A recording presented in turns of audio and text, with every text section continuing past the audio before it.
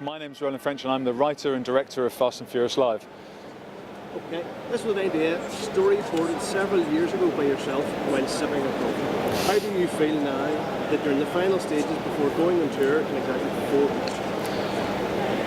4 weeks? The show's been in pre-production now for 5 years technically, because obviously I wrote the show, the first draft of the show, and took it to Los Angeles 5 years ago. And at times it's felt like it was never going to happen. So to finally be here now in the middle of technical rehearsals with you all and being able to share just a small piece of a final show, which I know is going to be unbelievable when we get to the O2 on the 19th in January, is really exciting. Good, good. I know you've been in Belfast with the show before. You will likely understand our massive car culture, of which the Fast and Furious series have been a huge part. Are you excited to return across the IC with Fast and Furious now? I'm really excited to come to Ireland with Fast and Furious, for sure. My mother is from Northern Ireland, she's from Derry, and obviously, as you know, our lead stunt driver, Chris Burns, is from Belfast. So I'm super excited to come to Ireland with the show. There have been several technologies developed to enable this show to bend the rules and wow audiences worldwide. What's been the hardest thing to bring to life in this production? Recreating the stunts from 8 of the most blockbuster movies Hollywood has ever created is a challenge, and one of the big challenges of Fast and Furious Live, because we have to do it not just the once, we have to do it many times. So we drag a safe through the streets of Rio and we knock over a bank sign and water towers and we crash into the set and we write off police cars. And the movie did that, but they then threw the police cars away.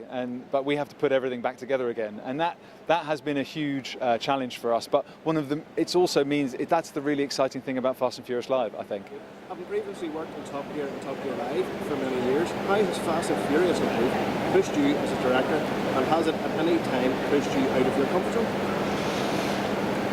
Yeah, it's a good question. The Fast and Furious Live is a huge brand. I loved working on Top Gear, and I was blessed to be a part of a kind of what was a global phenomenon.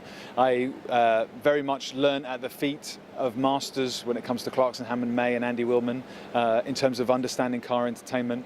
But Fast and Furious Live as a brand is so much bigger, and I think the production team and myself have been able to really raise the bar and give it a show that does it justice. Yeah. It has sort of set you in good stead for what you're part of now. I think so. It was Top Gear and Top Gear Live was the perfect training ground for me to make this show, 100%. Obviously, there's a huge amount of time and effort dedicated to this. At any point, did you just want to throw the head up and walk away? I never wanted to give up, I'll be honest. Even though there were some dark times, there were some moments where it felt like it was never going to happen, I just really believed in it. And I just think anyone who's got a dream to do anything at all, to just go for it. Because when I flew out to Los Angeles as a snot-nosed kid from West London with a bunch of sketches on a pad, you wouldn't have, if you were a gambling man, you would say, there's no chance of this happening. And here we are. So I just think, never give up, always keep fighting. I haven't seen what was put on today. I know that my response to anybody sitting on the fence about buying tickets to the show is just buy them now. It was simply mind-blowing. And I wish you and everybody involved in Fast and Furious Live the absolute best for the next 5 weeks. Oh, thank you very much. I really appreciate that. Buy tickets. Come and see it for yourself. Yeah. We're with Colin Sangster and Naomi French, the choreography team of Fast and Furious Live. Naomi, I know from previous shows that you've been a part of, you were a key performer. You will now be behind the desk on this one alongside Colin, directing Nose on the Ground. What's it like directing cars as opposed to dancers? Interestingly, it's very similar actually.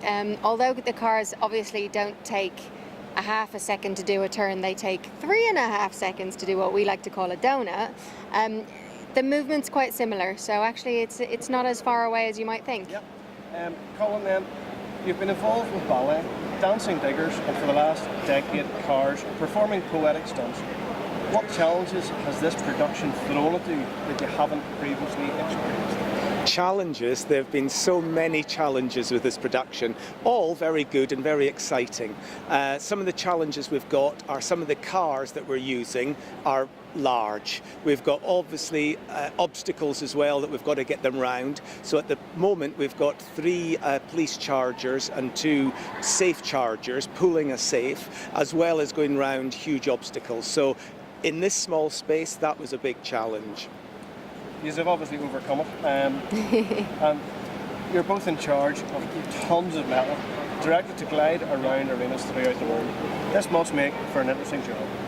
It's a great job. I mean, we've had so much fun. The drivers have been superb. So the skill level that they've shown has been what's make this possible. And we've had lots of fun doing it. It is the most bizarre job I think I've ever had, though, I must admit. Like when you say tank, fire, and it does. I mean, it's insane. Or do me an extra donut, and they just do. I feel like a conductor at the helm, like, okay, I got this. It's brilliant, bizarre, bonkers. And you obviously both love it to pieces then, despite the long hours, the hard work. No, absolutely. I mean, it's a fantastic team with the drivers, the two of us. I mean, it has just been superb. I mean, we couldn't have wished for more. So we're very excited for the people to see what has been created because it's never been done before. I've never seen it before. Never.